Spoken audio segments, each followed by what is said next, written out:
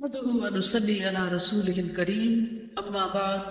فأعوذ بالله من الشيطان الرجيم بسم الله الرحمن الرحيم رب اشرح لي صدري ويسر لي أمري واحلل عقدة من لساني يفقهوا قولي۔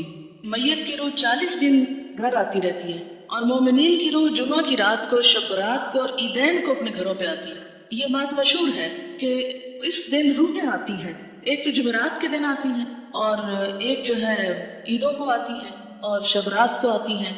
حالانکہ اس کے پیچھے کوئی دلیل نہیں ہے، یہ ہمارا اپنا خیال ہے۔ دیکھیں وہ کس لیے آئیں گے، کیا کرنے آئیں گے؟ ان کا دنیا سے کوئی رشتہ، کوئی تعلق، ان کو تو کوئی انٹرسٹ ہی نہیں رہتا یہاں سے۔ جو نیک لوگ ہوتے ہیں وہ کہتے ہیں شکر ہے ہماری جان چھوٹی اس مصیبتوں کے گھر سے، اس قید خانے سے۔ اور جو برے لوگ ہوتے ہیں وہ جتنا بھی چاہیں کہ آ کے واپس کوئی اچھا عمل کر سکے تو آ نہیں سکتے۔ سورۃ المؤمنون میں آپ نے ایک آیت پڑھی ہوگی وَمِن وَرَائِهِمْ بَرْزَخٌ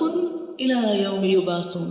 جو روح ایک دفعہ آگے چلی گئی ان کے پیچھے برزخ حائل ہو گیا، پردہ حائل ہو گیا۔ کب تک؟ إِلَىٰ يَوْمِ يُبْعَثُونَ، اس دن تک جبکہ یہ بالکل ایسے جیسے بچہ پیدا ہونے کے بعد واپس نہیں ماں کے پیٹ میں جا سکتا، ایسے ہی دنیا سے جانے کے بعد انسان دنیا میں نہیں آ سکتا، اتنا ہی محال ہے۔ جیسے بچے کی پیدائش میں ماں کو ایک تکلیف اٹھانی پڑتی ہے نا، تو مرتے وقت جب انسان کی روح نکلتی ہے تو خود اس کو یہی کرب سے گزرنا پڑتا ہے۔ تو روح بھی آپ دیکھیں کہ بہت سے وہ لوگوں کے مرتے وقت کے حالات سنے ہوں گے، پڑھے ہوں گے۔ ایک ڈاکٹر مودی شاید اس نے جب 120 لوگوں کے موت کے واقعات لکھے ہوئے ہیں تو وہ تجربہ یہ بتاتے ہیں کہ جیسے ایک گیٹ کھلتا ہے اور اس میں ہم جا رہے ہیں، ٹریول کر رہے ہیں، آگے کو جا رہے ہیں، تو بات یہ ہے کہ جو آگے چلا جاتا ہے وہ من ورائہم برزخ، پیچھے آڑ آ جاتی ہے، دروازہ بند کر دیا جاتا ہے، اب دنیا میں نہیں گیا تھا اور انہوں نے کرنے بھی کیا آنا ہے۔ اور کہیں سے ثابت بھی نہیں ہے قرآن سے کہ روحیں ہمارے گھروں میں واپس آ کے رہتی ہیں، ٹھیک ہے نا۔ اور آپ ذرا سوچیں تھوڑی دیر کے لیے کہ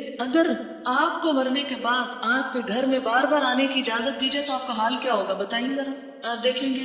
آپ کا سامان کسی کے پاس چلا گیا، آپ کی چیزیں کسی نے توڑ دی ہیں، آپ کی چیزیں کسی نے پھینک دی ہیں، خراب کر دی ہیں، تو آپ دیکھ دیکھ کے کیا کریں گے؟ ذرا سوچیں، اپنے آپ کے لیے سوچیں کہ آپ مرنے کے بعد پھر آئیں دنیا میں اور عید کو بھی آتے ہیں اور شبرات پہ بھی آتے ہیں اور جمعرات کو بھی آتے ہیں اور 40ویں کو بھی آتے ہیں، تو پھر آ کے آپ کیا کرتے ہیں، کیا کریں گے آگے؟ کتنی حسرتیں ہوں گی نا۔ تو کیا آپ سمجھتے ہیں کہ اللہ تعالیٰ بندوں کو اس طرح حسرتوں میں مبتلا کرتا ہے کہ واپس بھیج کے، یعنی سارے تو عید کے کپڑے پہن کے کھڑے اور ہم دور کھڑے دیکھتے رہے ہیں کہ یہ عید منا رہے ہیں اور ان کو ہم بھول گئے، ہمیں یاد ہی نہیں کرتے اب یہ، اور پھر ہمارا دل چاہتا ہے کہ ہم کسی کو گلے ملیں، یہ جو آپس میں ہم بھی ملیں تو مل نہیں سکیں گے، اور پھر کسی کو دیکھ کے دل چاہے گا کہ اس سے بات کریں، بات ہی نہیں کر سکیں گے۔ تو یہ بات عقل کو بھی نہیں لگتی کہ کوئی مرنے کے بعد پھر دنیا میں آئے اور پھر آئے بھی خاص اوکیزنز پہ جب لوگ خوشیاں منا رہے ہو اور آپ مر کے آ کے ان کے سر میں دیکھ رہے ہو حسرت سے، کس قدر افسوسناک بات ہے۔ تو اور پھر یہ تو چلو ویسے ہم سوچ رہے ہیں نا کہ اگر ہو اف اٹ از پاسبل تو how does it look like, لیکن قرآن میں بھی کہیں نہیں لکھا ہوا اور حدیث میں بھی کہیں اس طرح نہیں پتہ چلتا۔ ہاں یہ ہے کہ مردہ جب قبر میں ہوتا ہے نا تو اس کے حساب کے لیے اس کو واپس روح اٹھائی جاتی ہے، اس کو اٹھا کے بٹھایا جاتا ہے، اور وہ جو ایک کنیکشن ہے نا مردے کا قبر میں اور برزخ میں، وہ ایک خاص کنیکشن ہے۔ جیسے ہمارے پاس ایک ٹیلی فون ہے اور ایک کسی اور جگہ پر ہے تو وہ ایک خاص وائر کے ذریعے کنیکشن ہے، تو جسم اور روح کا ایک کمیونیکیشن تو ہو سکتا ہے آپس میں، لیکن وہ قبرستان کی حد تک ہو جائے تو ہو جائے، کیونکہ وہاں سزا جزا کا ایک کنسیپٹ موجود ہے قبروں کے اندر، لیکن عام گھروں میں اور گھروں کے اندر آ کر اور پھر یہ کہ کچھ روحیں بھٹکتی ہیں اور کچھ روحیں دوسروں کے اوپر مسلط ہو جاتی ہیں، اور یہ سب جنات ہوتے ہیں جن کو انسانی روحیں سمجھ کر وہ کیا جاتا ہے۔ اور بعض اوقات شیاطین دھوکہ دیتے ہیں انسانوں کو، کیونکہ بعض لوگ کہتے ہیں نا مجھے بالکل ابھی خوشبو آئی تھی اور مجھے ایسے لگا جیسے مجھے کسی نے آواز دی ہے، اور مجھے بالکل وہ تو میرے بھائی جیسا ہی تھا، کوئی مجھے ہیولا نظر آیا گھر میں، اور یہاں خانہ کعبہ میں نظر آیا فلاں، وہ تو بہت ہو چکا۔ یہ سب اگر آپ نے سائیکالوجی پڑھی ہوئی ہو تو اس میں آپ نے پڑھا ہوگا، التباس کے بارے میں پڑھا ہوگا، ہیلوسینیشن وغیرہ کے بارے میں، خیر وہ ایک اور ایکسٹریم پہ لے جاتے ہیں۔ لیکن بیسیکلی یہ ہے کہ جو شیاطین ہوتے ہیں، جنات ہوتے ہیں، وہ بھی بعض اوقات انسان کو دھوکہ دیتے ہیں، ایسی باتیں ان کو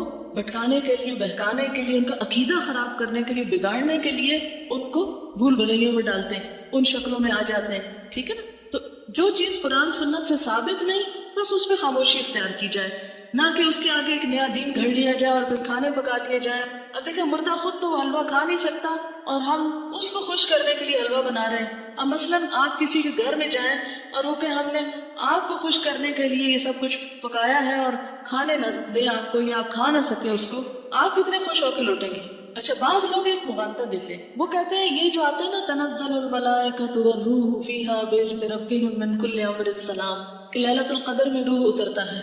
تو اب آپ بتائیں کہ اس روح سے مراد کون سا ہے؟ اگر اس روح سے مراد مرے ہوئے لوگوں کی روح ہے تو پھر ان آیتوں کے بارے میں کیا کہیں گے؟ نزل بہ الروح الامین، روح سے مراد کیا ہے قرآن پاک میں؟ جبرائیل علیہ السلام کے لیے لفظ استعمال ہوا ہے، اذ ایدتک بروح القدس قل نزلہ روح القدس نزل به الروح الامین تعرج الملائکۃ والروح یوم یقوم الروح والملائکۃ صفا، اور پھر تنزل الملائکۃ والروح سورۃ القدر میں۔ تو یہ جو روح اترتی ہے اس سے مراد مردوں کی روحیں نہیں ہیں، یہ خاص روح مراد ہے اور اس سے مراد جبریل امین ہے۔ اللہ تعالیٰ ہمیں عمل کی توفیق عطا فرمائے۔ جزاکم اللہ خیرا، سبحانک اللہم و بحمدک، نشہد ان لا الہ الا انت، نستغفرک و نتوب الیک۔ السلام علیکم و رحمۃ اللہ وبرکاتہ۔